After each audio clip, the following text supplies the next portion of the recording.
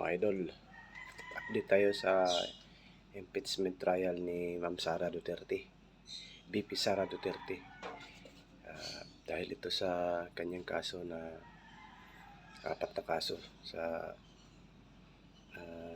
una ay sa confidential funds, pangalawa sa unexplained wealth, pangatlo bribery at corruption, pang-apat ay yung death na ginawa niyang video tungkol ay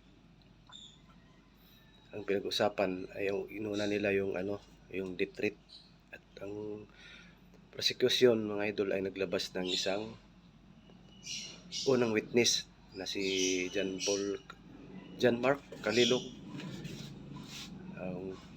Hindi ako nagkakamali mga idol, isang NBI agent.